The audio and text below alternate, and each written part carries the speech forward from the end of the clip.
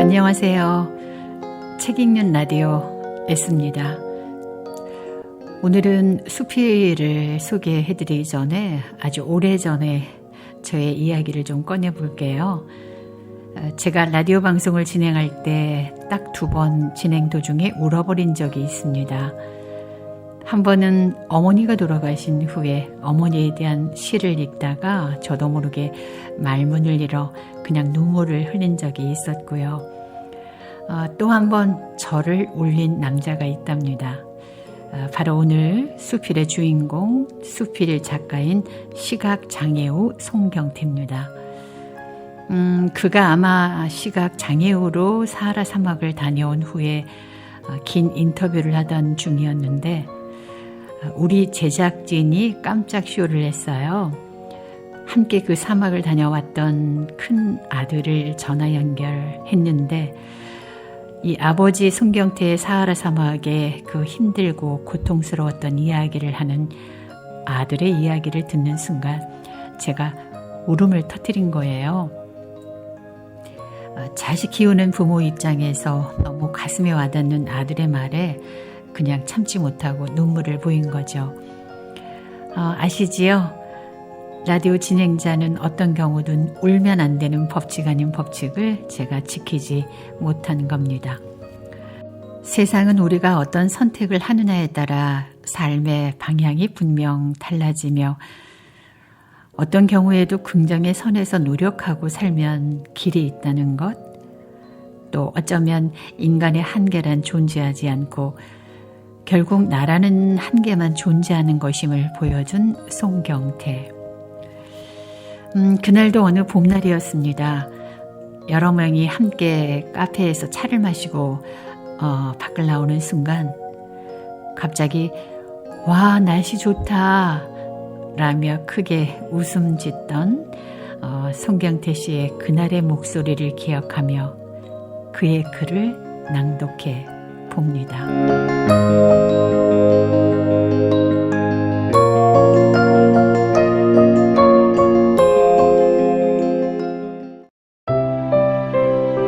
저는 처음부터 시각장애인이 아니었습니다.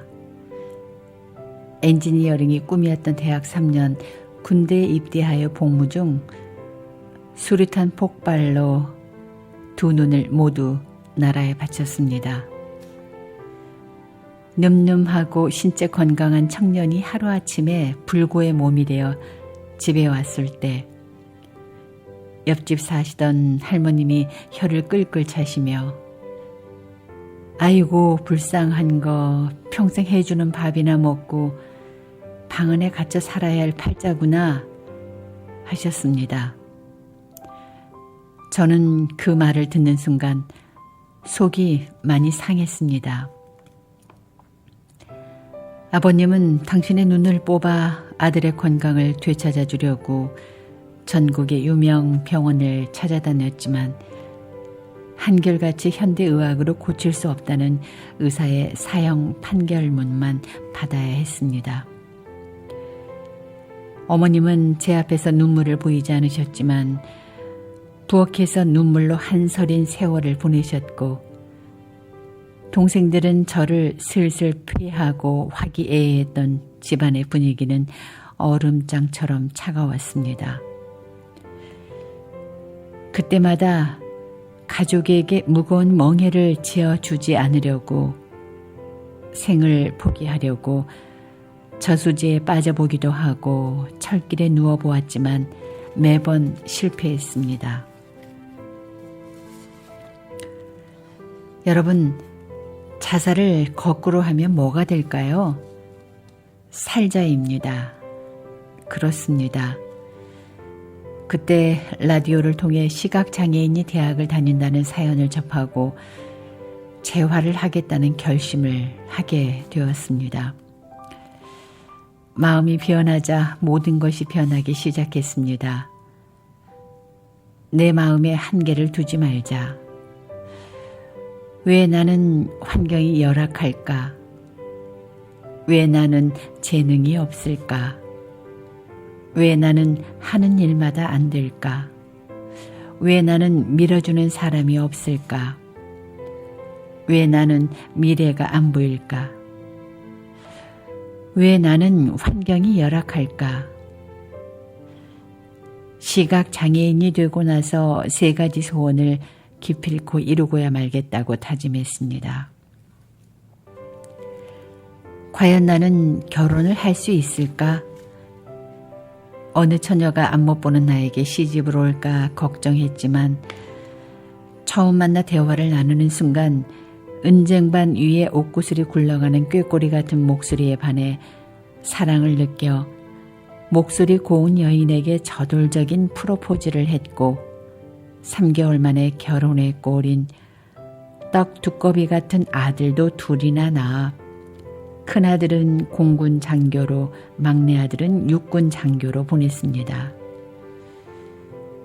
과연 나는 대학을 다닐 수 있을까?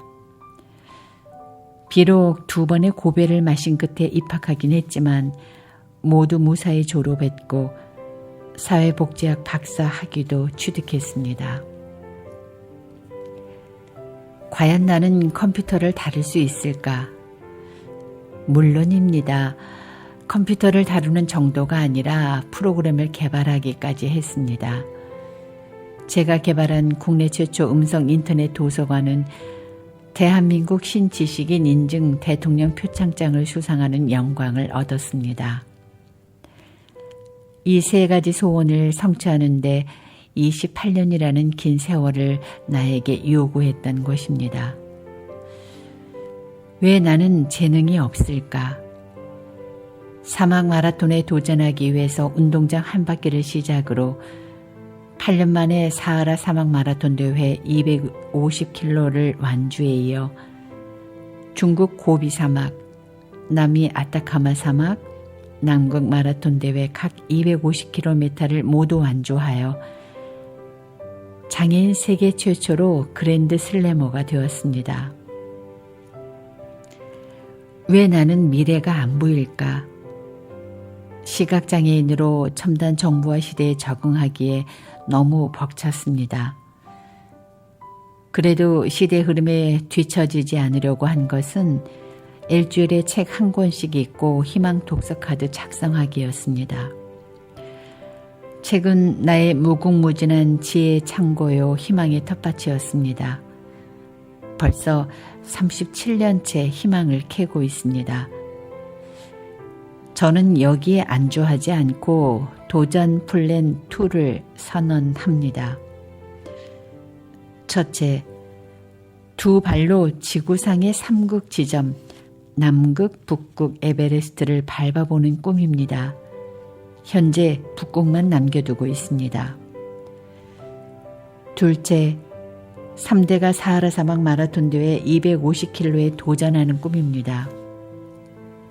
세계 최초로 우리 부자가 사막 마라톤 대회 250km 완주 기록을 보유하고 있으며 현재 손자 나이 14세 중1, 사막 마라톤 대회 출전 자격은 만 20세 이상 앞으로 6년 후 도전 자격이 주어집니다.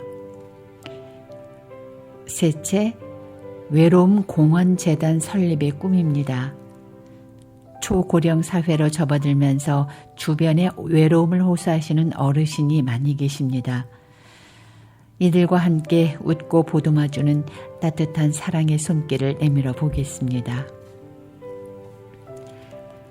지난 28년 동안 나는 그 소원을 달성하기 위해 피땀 눈물을 얼마나 많이 흘렸는가. 때로는 포기와 절망 속에서 주저앉고 싶을 때가 한두 번이 아니었습니다. 그때마다 마음을 다잡고 인생은 가능성에 도전할 만한 가치가 있다는 굳은 신념 하나로 이를 앙다물고 달려왔습니다. 이 3가지 소원을 달성하는 동안 내 몸 하나 비를 피할 수 있는 작은 우산이기보다는 더 많은 사람과 함께 비를 피할 수 있는 큰 우산이 되어보자는 굳은 신념으로 세계 최고봉 에베레스트의 도전 중 캠프 1 해발 6,100m에서 네팔 대지진을 만나 구사일생 살아서 돌아왔습니다. 그러나 인생의 에베레스트 도전은 계속 이어질 것입니다.